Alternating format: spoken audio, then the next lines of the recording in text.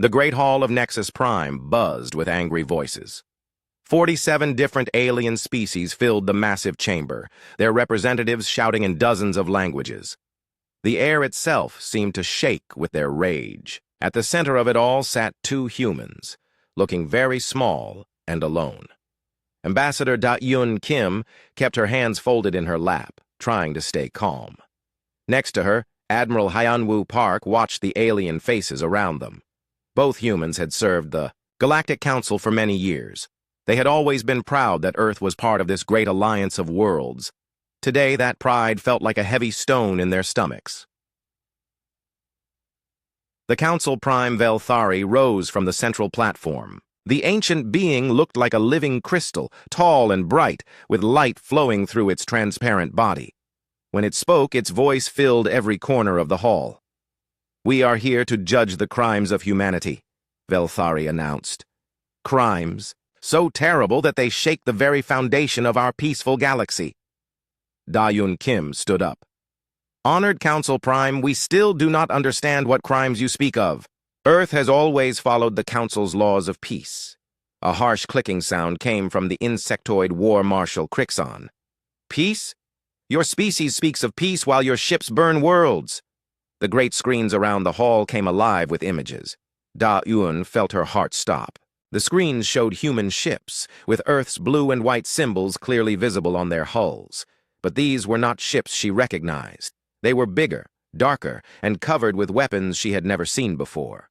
The images showed these: ships attacking peaceful worlds, cities burned under their guns, forests turned to ash, oceans boiled away under the heat of terrible weapons, and everywhere, the gentle beings known as the Harmony Collective died screaming. 12 billion souls, Velthari said, its crystal voice now cold as space. The Harmony Collective trusted your species. They opened their minds to you in friendship, and you destroyed them all. Admiral Park leaned forward, studying the images carefully. Something was wrong with what he saw, but he could not put his finger on it. The ships looked human, but they also looked old. Very old. "This cannot be right," Da-Un said, her voice shaking. "Earth's fleet is small. We have maybe 300 ships in total, and most of them are science vessels. We could never mount an attack like this." More evidence appeared on the screens. Radio messages and human voices giving orders to attack. Ship logs showing Earth as the point of origin. Survivor reports from other species, all telling the same story of human ships bringing death and fire. War Marshal Crixon's 4 arms gestured at the screens. "Your lies disgust us, human. We have proof. We have witnesses. Your species has committed the greatest act of evil our galaxy has ever seen." Da-Yun looked around the hall at faces filled with hate and fear. These beings had been her friends for 20 years. She had eaten at their tables, played with their children, celebrated their holidays. Now they looked at her like she was a monster. "Please," she said, "give us time to investigate. Let us find out what really happened. Earth would never do this. We have been peaceful for over a century." "Peaceful?" Another voice spoke up. It belonged to Ambassador Theknal, a kind being whose species looked like walking trees. "Your own history shows your violence, human. Wars, genocide, destruction. We thought you had changed, but perhaps we were fools." Admiral Park finally found what was bothering him about the images. He stood up slowly. "Council Prime, may I speak?" The crystal being nodded. "These ships," Park said, pointing at the screens. "Look at their design. The hull plating, the weapon mounts, even the shape of the engines. These designs are over 200 years old." "What are you saying?" Velthari asked. "I am saying these are not ships from any fleet that Earth has built in the past century. These designs come from before we joined the Council. From before we made contact with any of you." War Marshal Crixon clicked angrily. "More lies! You try to confuse us with technical details." But Park continued. "Every ship in Earth's current fleet is registered with the Council. Every captain is known to you. Every mission is approved by your own committees. How could we hide a fleet large enough to destroy 12 billion beings?" The hall fell quiet for a moment. Then Velthari spoke again. "Even if what you say is true, these ships carry your symbols. They broadcast on your frequencies. The voices. Giving orders are human voices. Da-Yun felt tears on her cheeks. She had spent her whole adult life building bridges between Earth and the galaxy. Now everything was falling apart. "Please," she whispered, "we are not murderers." But the Council had made up its mind. One by one, each species voted. The crystalline hegemony voted to punish humanity. The tree singers voted to punish humanity. The gas dwellers, the rock builders, the star dancers, all voted the same way. 47 species spoke with one voice. "Guilty," Velthari announced. The sentence: "Humanity is hereby expelled from the Galactic Council. All human ships will be disabled. All human colonies outside your home system will be evacuated. Earth will be surrounded by a permanent blockade. Your species will never again travel among the stars." As council guards moved toward them, Admiral Park quickly typed a message into his wrist communicator. His fingers moved fast, entering an old code he had hoped never to use. "Protocol Lazarus," he typed. "The children have forgotten their parents." The message sent just as the guards reached him.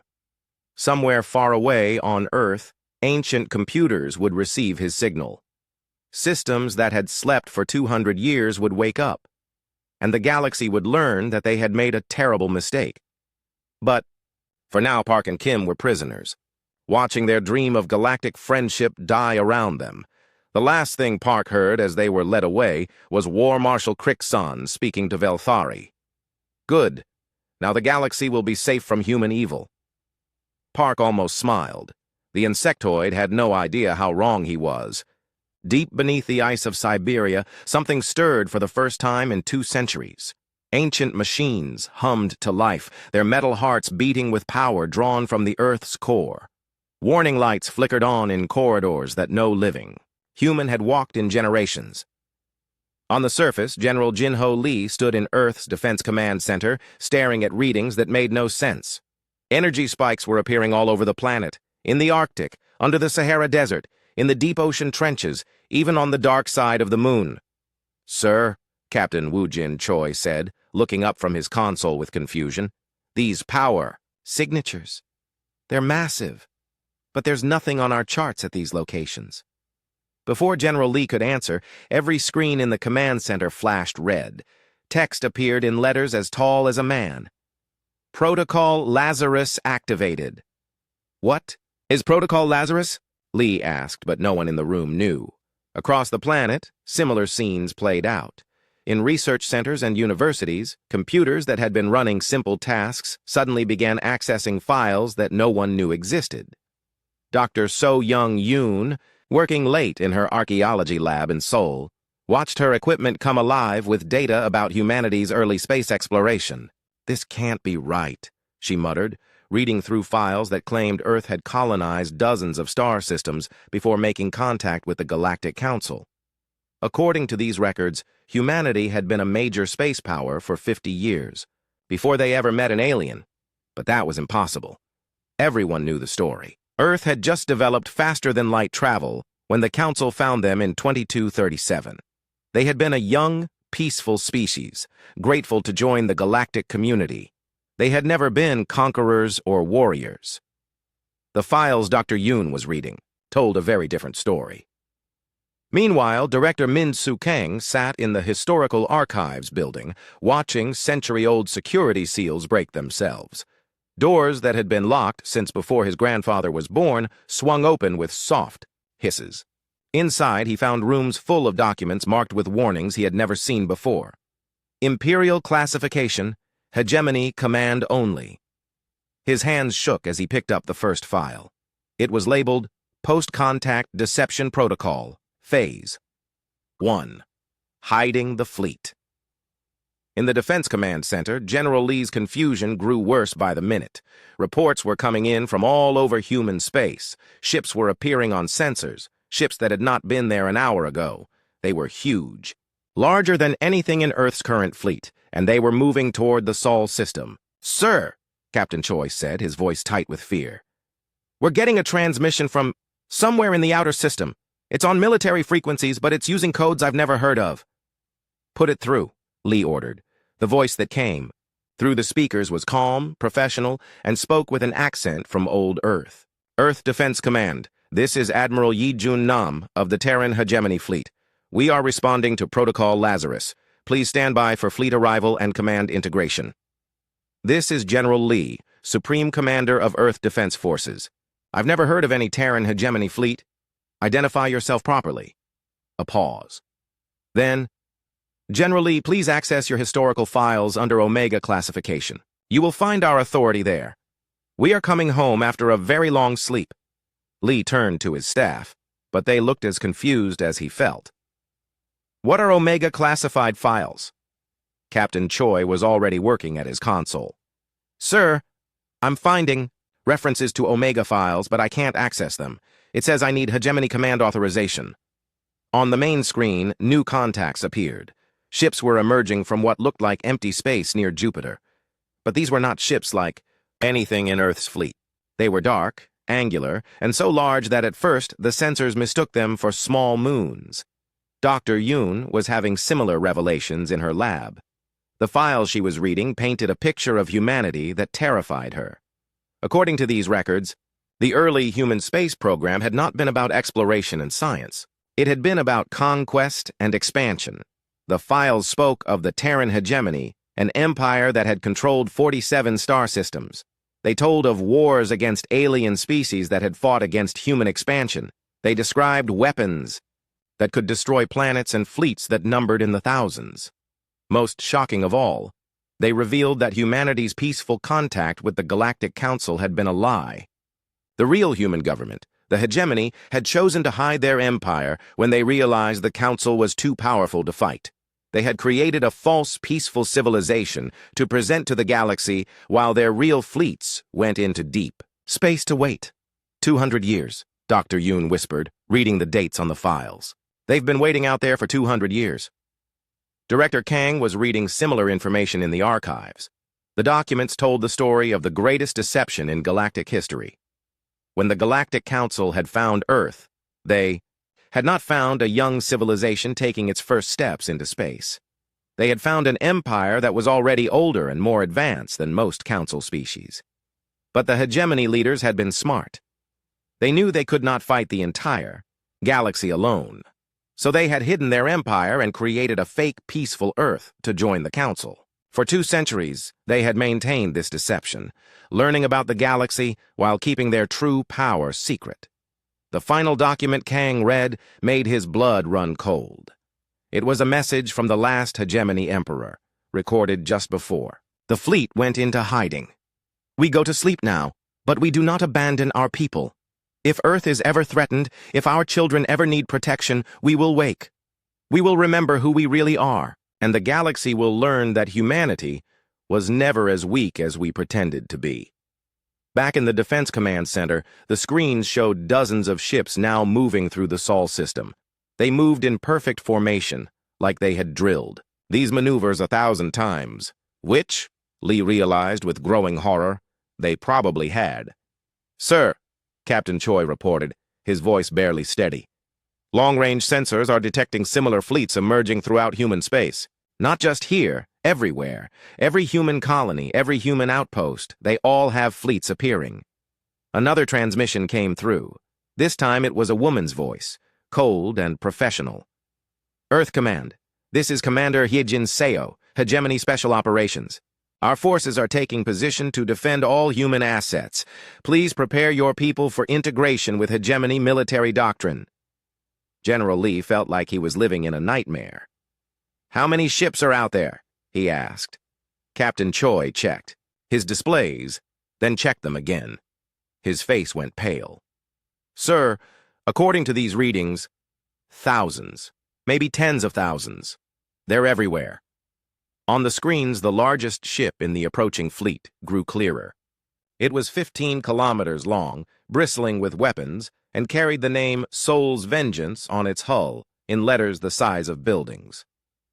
Dr. Yoon looked up from her files with tears in her eyes. She finally understood what was happening. The peaceful Earth she had grown up on, the Earth that loved science and exploration, had been built on a lie. Underneath that peaceful surface had always been an empire, sleeping but never truly gone. Director Kang closed the last file and sat in silence. He now knew the truth that would change everything. Humanity had never been the junior partner in galactic civilization. They had been the most dangerous predator in the galaxy, pretending to be harmless while they learned their enemy's weaknesses. The galaxy had just made the worst mistake in its history. They had threatened humanity's children. And now the parents were coming home. Admiral Yijun Nam opened his eyes for the first time in 200 years. The cryogenic chamber around him hissed as warm air replaced the frozen gases that had kept him alive during his long sleep. His body felt heavy and strange, but his mind was clear. The dreams of empire and duty that had filled his sleep were fading, replaced by the sharp reality of awakening. He sat up slowly, his muscles remembering their strength. Around him, other chambers were opening. Men and women who had once commanded the greatest fleet in human history were stirring to life. They had gone to sleep as the masters of 47 star systems. Now they woke to find their empire hidden, and their people in danger. "Status report," Nam said, his voice rough from the long sleep. Commander Hyejin Seo stepped forward, her black uniform crisp despite the centuries. Her body had been enhanced with technology that made her stronger and faster than any normal human. Like all the hegemony elite, she was built for war. "Admiral, the Lazarus Protocol has been activated. Our people on Earth are under threat from the Galactic Council. All fleet elements are responding according to the contingency plans." Nam stood and walked to the bridge windows of his flagship. Outside, the Soul's Vengeance stretched for 15 kilometers in every direction. The massive dreadnought was one of 50 such ships in the fleet, each one capable of destroying entire worlds, but it was not the biggest ship they had. "Show me the fleet status," he ordered. The displays came alive with numbers that would have terrified any alien who saw them. Across human space, hidden installations were revealing themselves. Asteroid bases were opening like flowers, disgorging ships that had been built and waiting for 2 centuries. Gas giant mining stations were launching craft that made Council capital ships look like toys. 12,000 active vessels and counting, CO reported. "The automated shipyards have been working all this time. We have more ships now than when we went to sleep." Fleetmaster Jun Seok Han, Nam's strategic advisor, approached with a data pad. The old man's mind had been enhanced with computer interfaces that let him process information faster than any normal human could think. "Admiral, our intelligence networks report that Council forces have surrounded Earth and are demanding the surrender of all human ships. They seem to believe our current fleet is all we have." Nam almost smiled. The peaceful humans of the past 2 centuries had done their job perfectly. For 200 years, they had convinced the galaxy that humanity was weak, simple, and harmless. The Council had no idea what was coming. "What about the rogue elements?" Nam asked. "The ones who refused the hiding protocol?" "The Purity Brigade is still active," Han replied.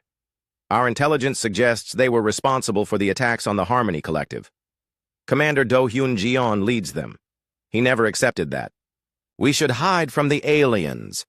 Nam's face darkened. The Purity Brigade had been fanatics even before the hiding began.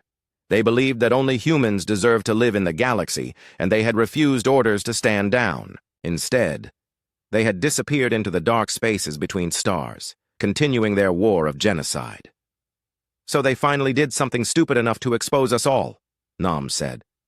"No matter. We will deal with them after we secure our people." Captain Tae-Hoon Lim, one of the modern humans who had been brought aboard to help with integration, spoke up nervously. "Admiral, with respect, the people on Earth today are not the same as when you went to sleep.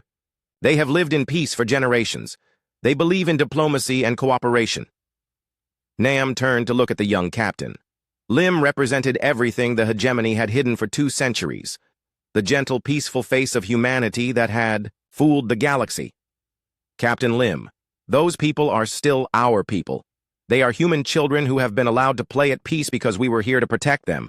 Now that protection is needed." The main display showed the approaching Council fleets around Earth. There were perhaps 300 ships, a force that would have seemed overwhelming to Earth's small defense force. To the hegemony, it was barely worth noticing. Prepare for immediate deployment, Nam ordered. All ships to combat stations. We will show the Council what happens when they threaten our children. Across the fleet, warships that had slept for centuries came fully online. Their crews, enhanced with the best technology humanity could create, moved with the precision of machines and the intelligence of enhanced humans. These were not the peaceful explorers the galaxy knew. These were the elite warriors of an empire that had conquered the stars. Commander Seo coordinated the awakening from her command post. Her enhanced body moved faster than normal humans could follow as she managed communications with hundreds of ship commanders. Each captain reported ready for battle with the calm professionalism of soldiers who had been born for war. "Admiral," she reported, "all elements report ready. The Council forces around Earth are requesting our surrender." "Open a channel to them," Nam ordered. The alien face that appeared on the screen belonged to War Marshal Crixon, the insectoid being clicked angrily when it saw Nam's face. "You will surrender immediately," Crixon demanded. "Your crimes against the Harmony Collective cannot go unpunished." "War Marshal," Nam replied calmly, "you have made a mistake. The ships that attacked the Harmony worlds were not under our command. They were criminals we have been hunting for centuries." "Lies. We have proof of human involvement. Yes, they were human, but they were not us." Nam's voice grew cold. "However, your response to their crimes has been to threaten our peaceful children on Earth. That we cannot allow." "Your peaceful children," Crixon laughed. "We know what humans really are. You are all monsters pretending to be civilized." Nam nodded slowly. "You are right about one thing, War Marshal. We have been pretending. For 200 years, we have pretended to be weak. We have pretended to be few in number. We have pretended to need your protection." The display around Nam's image expanded, showing the bridge of the Soul's vengeance. Crixon could see the massive scale of the ship, the advanced technology, the disciplined crew moving with military precision. "But we are done pretending," Nam continued. "You wanted to see the real humanity? Here we are." More displays activated, showing the Council forces the true scope of what they faced. Thousands of human ships were emerging from hiding all throughout human space. Ships larger and more advanced than anything in the Council fleet surrounded.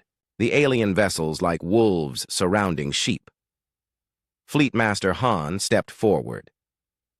"War Marshal, our strategic analysis shows that your forces are outnumbered 57-1. Our ships are individually superior to yours in every category. Our weapons can destroy your vessels from ranges where you cannot even detect us." Crixon's forearms trembled. "This is impossible. You cannot hide such a fleet." "We have been hiding it for 2 centuries, Nam replied. "Every time your inspectors visited our worlds, every time your diplomats toured our facilities, every time your scientists examined our technology, they saw only what we wanted them to see." Commander Seo activated another display. "War Marshal, we are transmitting the complete specifications of our military capabilities to your fleet. Study them carefully. Then ask yourself, do you really want to fight us?" The silence that followed lasted for several minutes. Finally, Crixon spoke again, his voice much smaller than before. "What do you want?" "Simple," Nam answered. "Withdraw your forces from Earth immediately. Return our people to us safely. Then we will discuss the real criminals, the ones who actually committed genocide. And if we refuse?" Nam's smile was not pleasant. "War Marshal, you have just learned that everything you thought you knew about humanity was a lie. Do you really want to find out what else we have been hiding?" On the display, Council ships began to move away from Earth.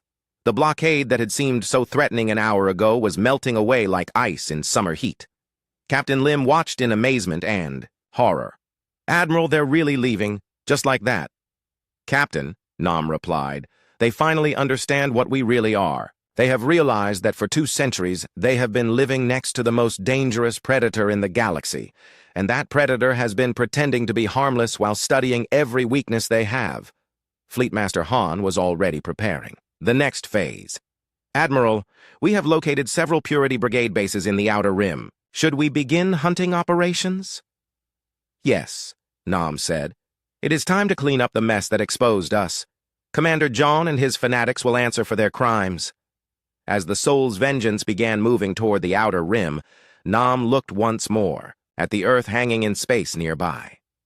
The peaceful blue world held 4 billion humans who had lived their entire lives believing they were a minor species in a galaxy of greater powers. Soon, they would learn the truth. They would discover that they were the children of the greatest empire the galaxy had ever known, and they would have to decide what to do with that knowledge. Intelligence Chief Yunji Park stood in her command center aboard the intelligence ship Silent Promise, watching data flow across dozens of screens. For 200 years, her network of spies and automated sensors had watched every corner of the galaxy. She knew where every major alien fleet was located, what their capabilities were, and most importantly, where the rogue humans called the Purity Brigade had been hiding. Admiral Nam, she reported through the secure channel, I have located Commander Do-hyun Jeon and his fanatics. They have established bases in the Void Sector, using stolen hegemony technology to build ships and weapons. The Void Sector was the perfect hiding place for criminals. It was a region of dead stars and collapsed space where sensors barely worked, and communications were nearly impossible. For centuries, it had been where the galaxy's worst criminals went to disappear. On Earth, Captain Sung-ho Kim sat in his quarters, staring at reports that made him sick. He had grown up believing that humanity was peaceful, that they had evolved beyond the violence of their ancestors. Now he was learning that his entire civilization had been built on a lie. How many people did we kill? He asked Dr. So Young, Yoon, who sat across from him with her own stack of historical files. How many species did we destroy before we decided to hide? According to these records, Dr. Yoon replied sadly, the hegemony conquered 47 star systems in 50 years. Some of the alien species fought back. Others tried to surrender. The files say we eliminated 17 different species. Completely. Kim put his head in his hands. And now the galaxy knows what we really are. Meanwhile, Ambassador Da-Yoon Kim was finally released from council custody and allowed to return to Earth. She arrived to find her homeworld surrounded by ships larger than cities, manned by humans who called themselves her protectors but felt like strangers from another age. She was brought aboard the Soul's Vengeance to meet with Admiral Nam. The bridge of the massive warship was like nothing she had ever seen. Everything was built for war, from the weapons control stations to the tactical displays showing the positions of every ship in human space. Ambassador, Nam said when she arrived, I apologize for the deception, but it was necessary. Necessary? Da-Eun's voice shook with anger. I spent 20 years building trust with the Council, 20 years creating friendship between our peoples. And it was all based on lies? It was based on survival, Nam replied calmly. When we first encountered the Galactic Council, they controlled thousands of worlds and millions of ships. We were strong, but not strong enough to fight the entire galaxy. So you decided to pretend we were harmless? We decided to learn. For 2 centuries, we studied every council species. We learned their strengths, their weaknesses, their fears, and their capabilities. We placed agents in their governments and observers in their fleets. We became the threat they never saw coming. Da-Eun looked around the bridge at the enhanced soldiers and advanced technology. And what was the point of all this preparation? To protect humanity, Nam said simply. To ensure that when the galaxy finally turned against us, as it always would, we would be ready. Intelligence Chief Park's voice came through the communications system. Admiral, we have confirmation.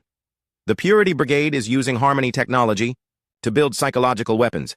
They plan to use them against Council worlds.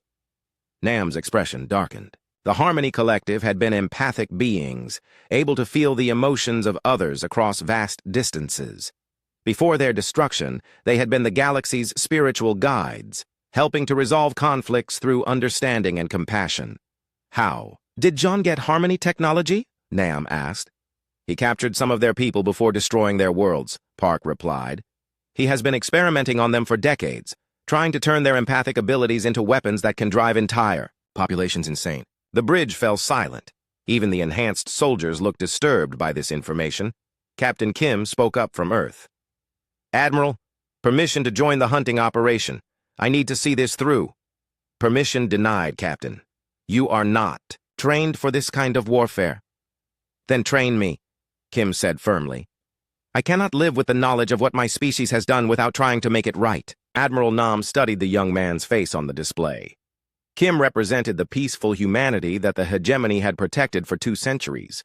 But perhaps it was time for that peaceful humanity to understand the cost of their safety. Very. Well, Captain. Report to the Busan Fury. Commander Seo will give you a crash course in real military operations. The hunt for the Purity Brigade began with the largest military operation in galactic history. Admiral Nam deployed 50 battle groups, each containing dozens of ships and thousands of soldiers. They spread out across the void sector like a net, using sensors that could detect energy signatures through collapsed space.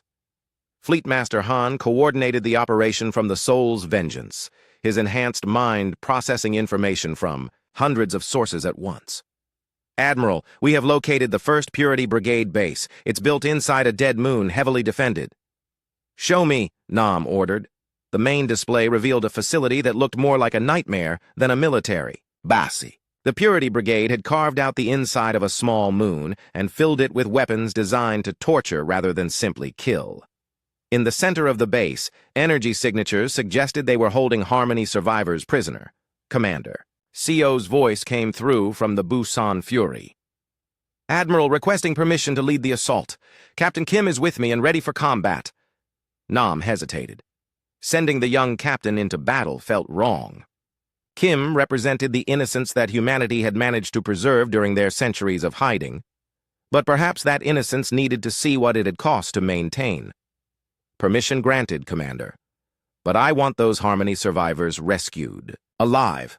Whatever Jaeon has done to them, they deserve better. The assault on the 1st Purity Brigade base showed the galaxy what human military technology could really do. The hegemony ships moved through the base's defenses like sharks through a school of fish. Weapons that could have destroyed Council. Fleets were used to carefully remove the fanatics while preserving their prisoners. Captain Kim found himself in combat for the first time in his life. The enhanced soldiers around him moved with inhuman speed and precision, their weapons cutting through enemies that his peaceful training had never prepared him to face. In the deepest part of the base, they found the Harmony survivors. The once beautiful, empathic beings were broken and twisted, their natural abilities turned into weapons of pain by decades of cruel experiments. My God, Kim whispered, looking at creatures that had once been the galaxy's spiritual guides. What did we do to them? Commander Seo placed a hand on his shoulder. This is what happens when humans decide that other species do not deserve to live. This is why the Admiral kept the real humanity hidden. The rescued Harmony beings were taken aboard hegemony hospital ships, where doctors who had trained for centuries tried to heal damage that went deeper than flesh and bone. Some of the survivors were beyond help, their minds shattered by what had been done to them, but one of them, an elder named Whisper of Hope, was able to speak. Through tears that glowed with inner light, she told Captain Kim what had happened. Your Commander John believes that only humans should exist in the galaxy, she said, her voice like wind through crystal. He has spent decades perfecting ways to cause suffering, not just death but pure agony that drives entire worlds to madness. Kim felt sick. How many worlds has he attacked? 17 so far. My people were only the beginning. He plans to use our abilities to destroy every non-human species in the galaxy, one world at a time. Admiral Nam received this information with cold anger. The Purity Brigade was not just committing genocide, they were turning it into an art form of cruelty. Find Jean, he ordered his fleet commanders. Find him and end this. Intelligence Chief Park's network was already working. Admiral, I have located their main base. It's in the heart of the Void sector, built into a collapsed star system. The energy readings suggest they have weapons capable of destroying planets. How long to reach it? 6 hours at maximum speed. Nam looked around his bridge at the faces of his crew. They were enhanced humans, built for war, trained for violence, but even they looked disturbed by what they had learned about the Purity Brigade. All ships, prepare for final assault, Nam announced. We end this today. As the hegemony fleet moved toward the final confrontation, Captain Kim stood on the bridge of the Busan Fury, finally understanding the true weight of his species' history. They were capable of great good and great evil. For 2 centuries, they had chosen to hide their evil and pretend to be good. Now it was time to face both sides of their nature, and decide who they really wanted to be. The final battle took place in the ruins of the Harmony homeworld, where Commander Do-Yun Jeon had built his ultimate weapon. The planet that had once been a paradise of crystal cities and singing forests was now a twisted nightmare of metal and pain. John had turned the entire world into a machine designed to broadcast suffering across the galaxy. Admiral Nam stood on the bridge of the Soul's Vengeance as his fleet surrounded the corrupted world. Around him, 50,000 ships took their positions, more military power than the galaxy had ever seen in one place. But even with all this force, he felt the weight of what they were facing. "Report," he ordered. Fleetmaster Han stepped forward, his enhanced mind processing data from hundreds of sources. "Admiral, John has approximately 300 ships defending the planet. But the real threat is the weapon itself. He has turned the planet's core into a massive amplifier for Harmony empathic abilities." "What can it do?" Nam asked. "If activated, it could broadcast psychological torture to every living being within 1,000 light years. Entire civilizations would go insane simultaneously. It would be the end of galactic civilization as we know it." Captain Sung-Ho Kim, now wearing the black armor of a hegemony assault trooper, listened to the briefing with growing horror. Over the past weeks, he had seen the worst of what his species could do. But this weapon was beyond evil. It was the complete destruction of hope itself. "Sir," he said, "we have to stop him." Commander Haijin Seo nodded grimly. "The weapon is powered by the surviving Harmony beings he captured. As long as they live, he can use their abilities to fuel his machine. We need to get them out before we can destroy the facility." Admiral Nam studied the tactical displays. John had chosen his position well. The planet was surrounded by debris fields and energy storms that would make a direct assault costly, but they had no choice. "All ships begin the attack," Nam ordered. The battle that followed was like nothing the galaxy had ever seen. Hegemony ships moved through John's defenses with terrifying efficiency, their weapons turning enemy vessels into expanding clouds of plasma. But John's ships fought with the desperate fury of fanatics who believed they were saving humanity from alien contamination. On the planet's surface, Captain Kim led a team of enhanced soldiers through the twisted corridors of John's fortress. The walls themselves seemed to whisper with pain, and the air was thick with the psychic screams of tortured Harmony beings. They found Commander John in the weapons control chamber, standing before a massive device that pulsed with sickly light. The man who had once been a respected hegemony officer was now something else entirely. His body had been enhanced with stolen alien technology, and his eyes glowed with an inhuman hatred. "Captain Kim," Jeon said without turning around. "I wondered when you would come. The peaceful little lamb. Come to see what real strength looks like." "This isn't strength," Kim replied, raising his weapon. "This is madness." Jeon laughed, the sound echoing strangely in the chamber. "Madness? I am saving our species. For too long we have shared the galaxy with inferior beings, aliens who are weak, emotional, pathetic. They deserve to be replaced by humanity." The Harmony Collective were peaceful beings.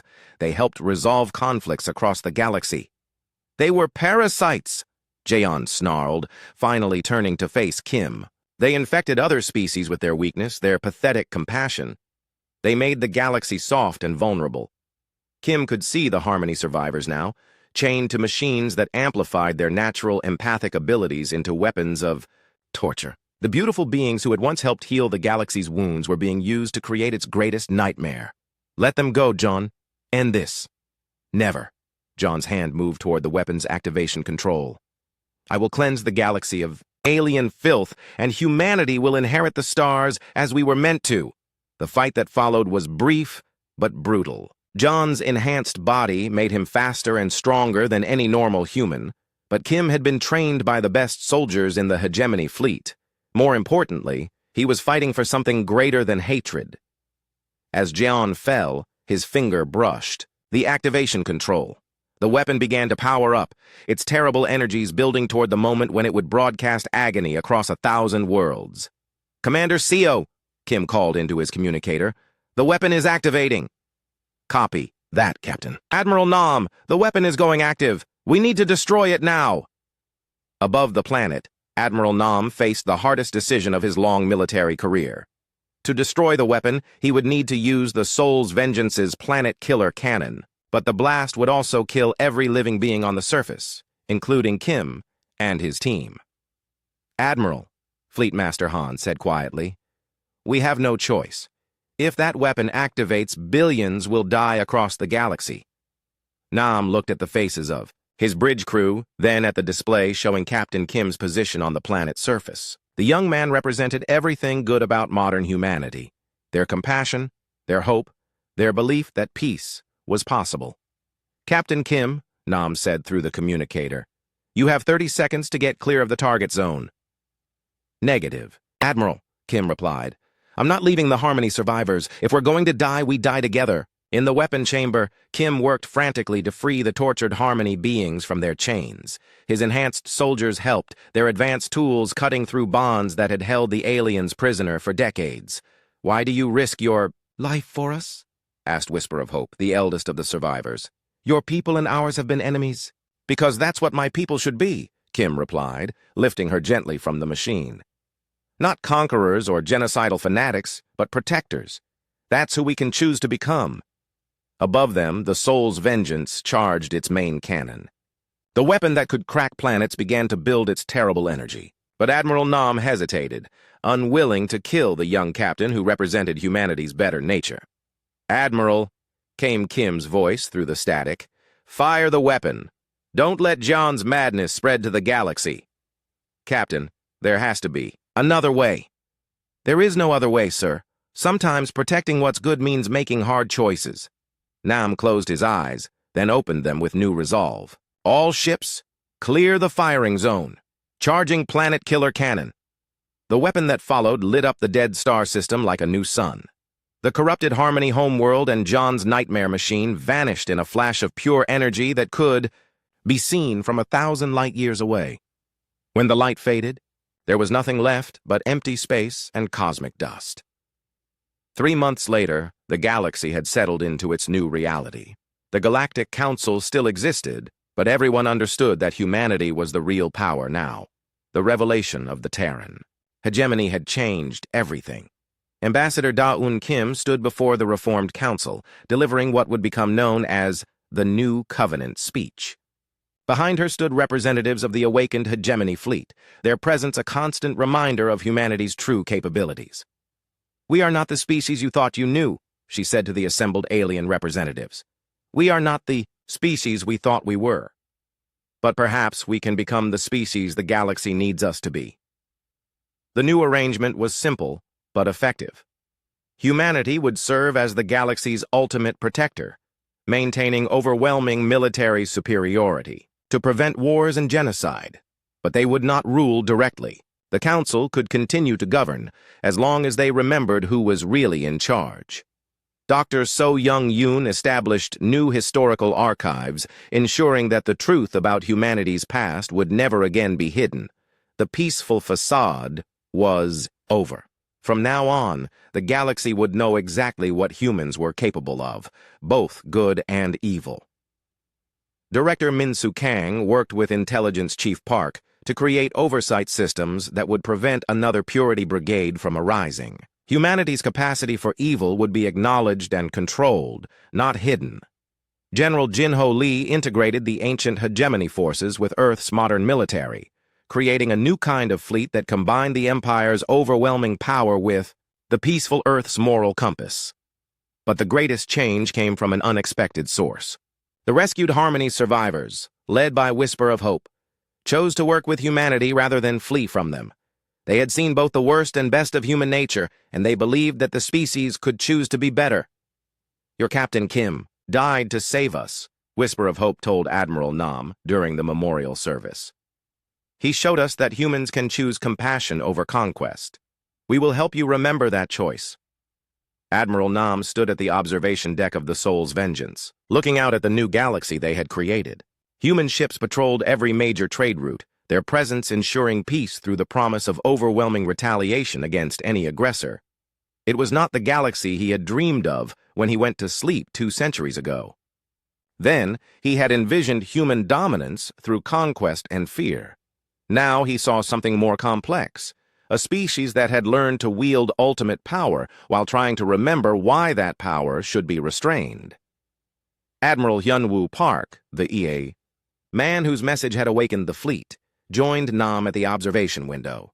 The two representatives of old and new humanity stood together, watching ships that carried both ancient warriors and modern peacekeepers.